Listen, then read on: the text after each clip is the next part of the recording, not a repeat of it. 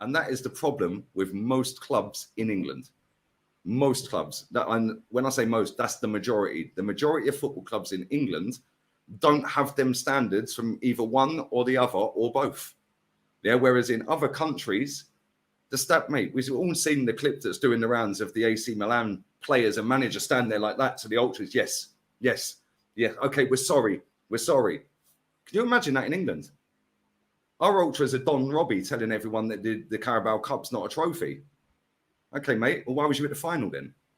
Like, why? What, you're not going to do any streams next season for the League Cup? Cool. I'm here for it, mate. Because I've got the receipts. They're they're online. Yeah. And that's the difference.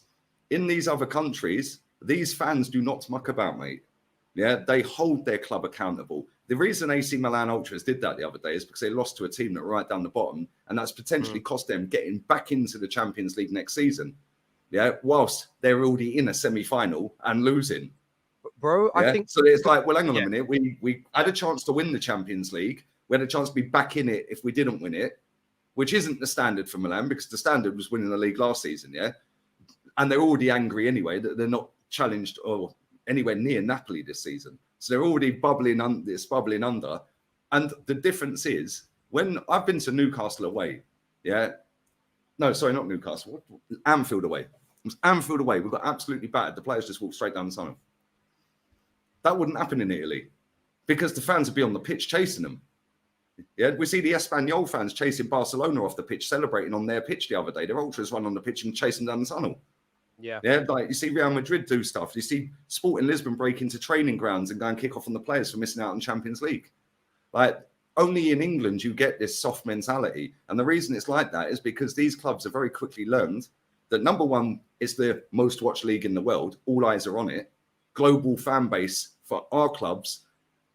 There's probably only 3 or 4 clubs on the planet that have bigger global fan bases than the clubs in England. Real Madrid, Bayern Munich, Barcelona. After that, I'm kind of struggling to see who's got a bigger global fan base. Yeah. Then it's all Premier League, yeah? Let's be real, right?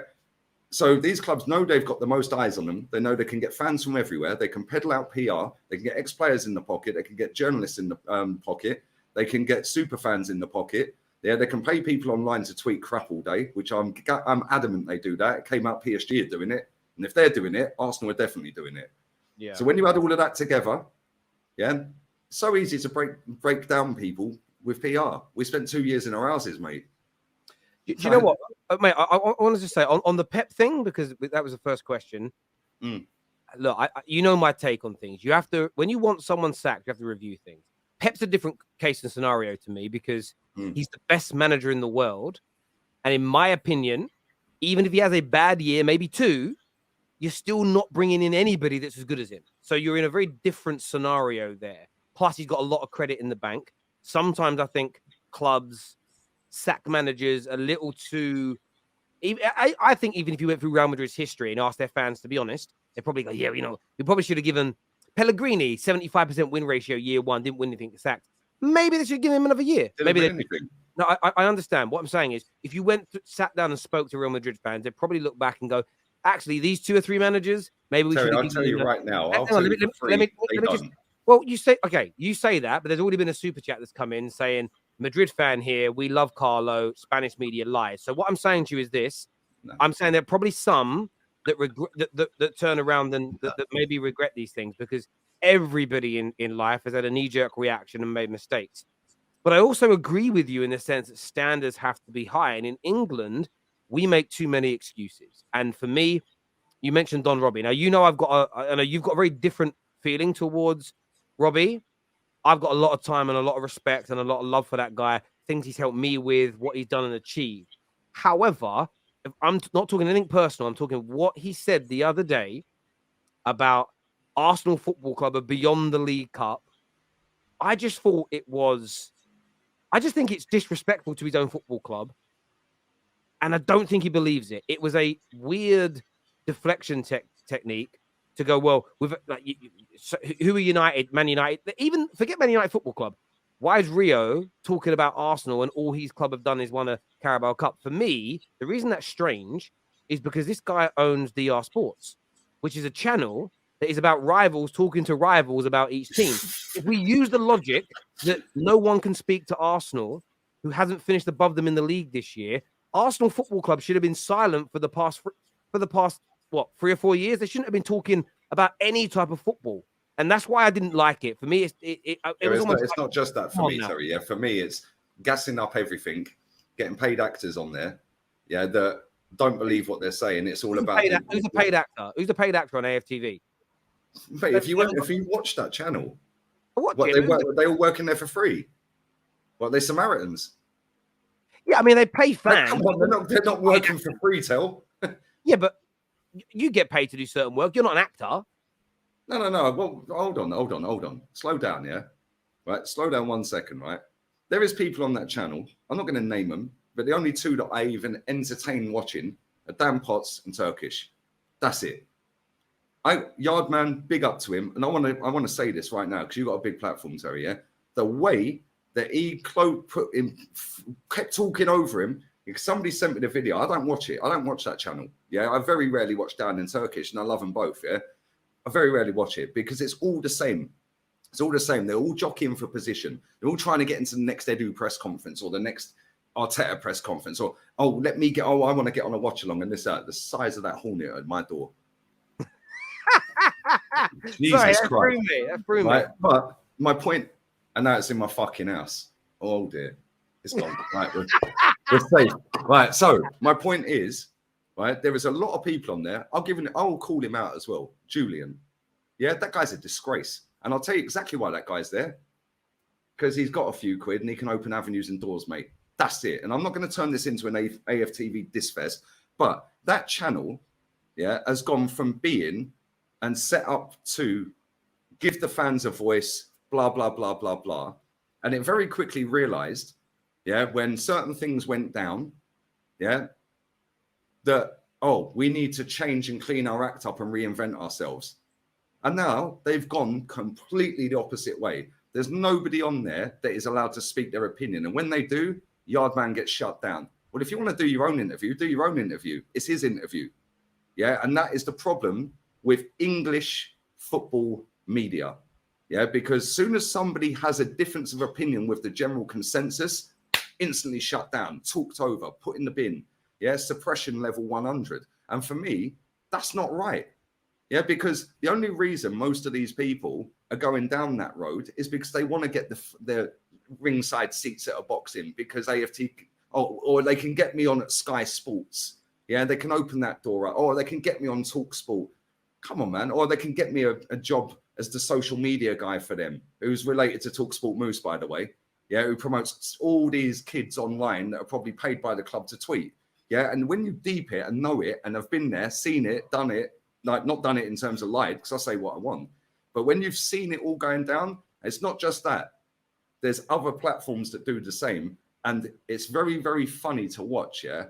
Because as soon as somebody does have a difference of opinion on them channels, instantly shut down by the person who owns the channel every single time. Because, oh my God, no, this could get us a sponsorship deal cancelled. The whole idea of setting up a channel and having a voice online is to give your honest opinion, not give an opinion of what you think people want to hear, because that's the general consensus, and I'll just go with that.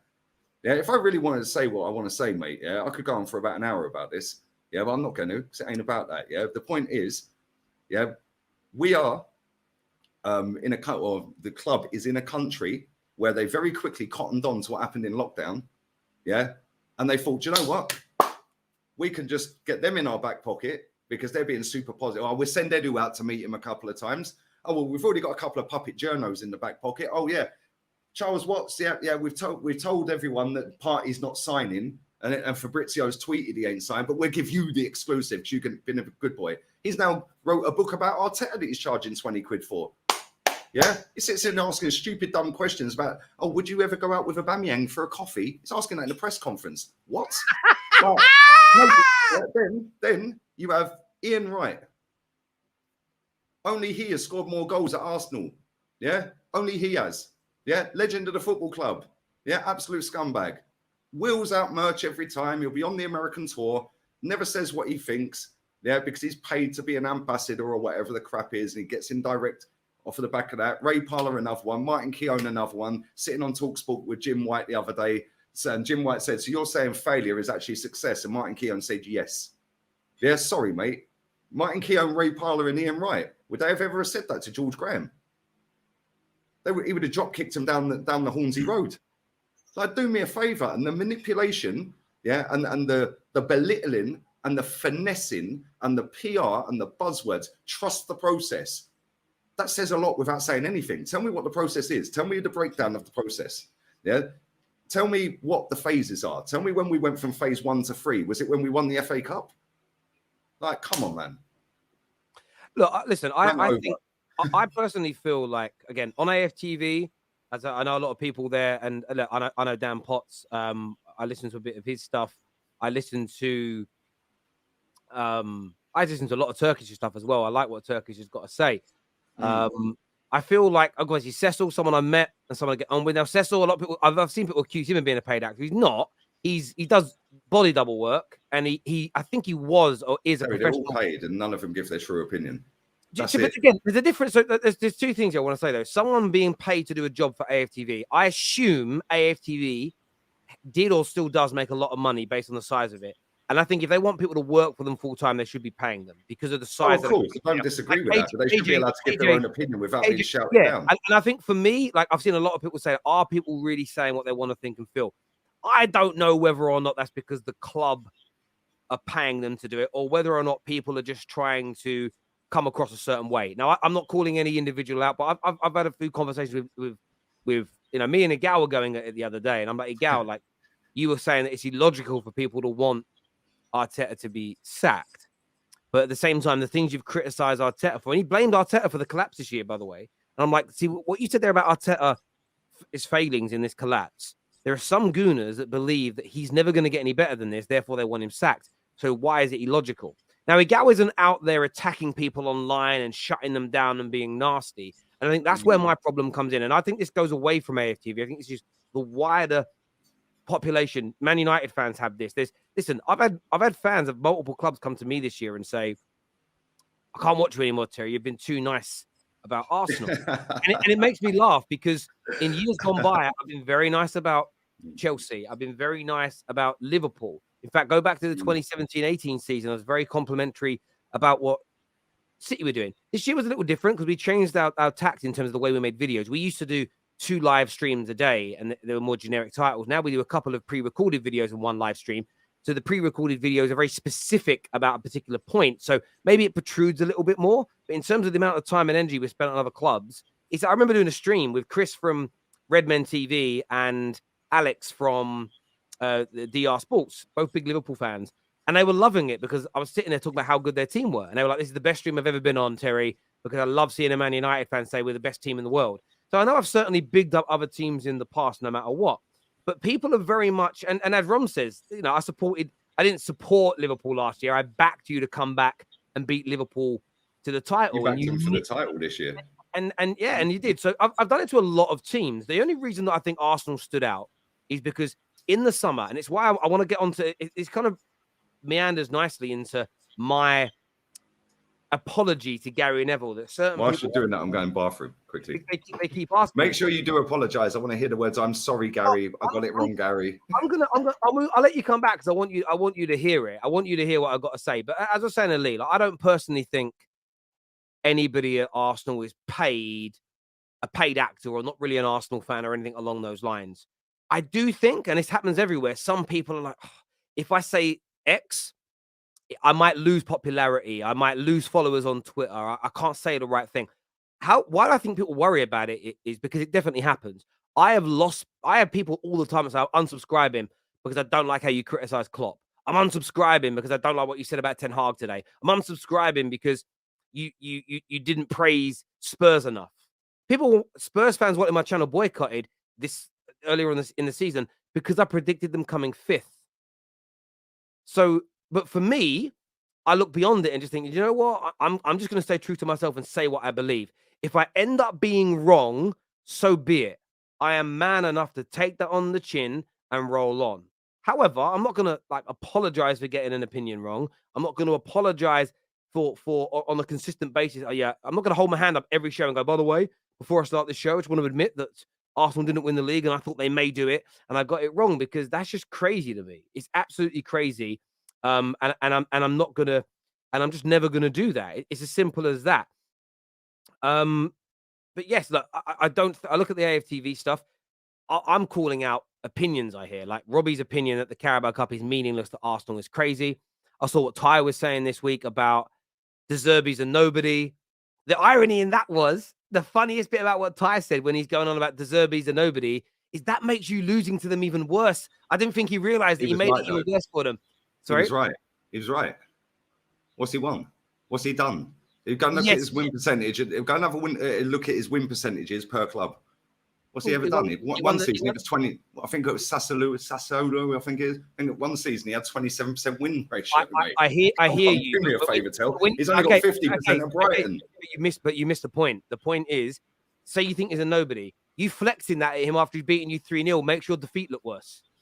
Yeah, it does. And listen, Ty, I like Ty. He's a nice person. I don't agree with anything he ever says, but I did agree with that. Yeah, he is a nobody. Yeah, the way he gets hyped up off of what? He's won only half of his games as Brighton manager, and look at the hype around him. Do you know I was worried when you left, by the way, a minute ago, that Arsenal were going to concede another goal while you were gone? You couldn't even write that. Yeah, I was like, I'm going to the bathroom. Yeah, so I've gone to toilet, come back. Yeah, and I sat down, and it took me a couple of seconds to clock. Yeah, I was like, then I did it again, and I was like, come back, and the whole chat was just going mad. I was like, what? And Ola was just sat there. It was like a funeral. It was like, yeah. And I see the score. I was like, wow, we conceded again. Jesus Christ, mad. I hear you on that.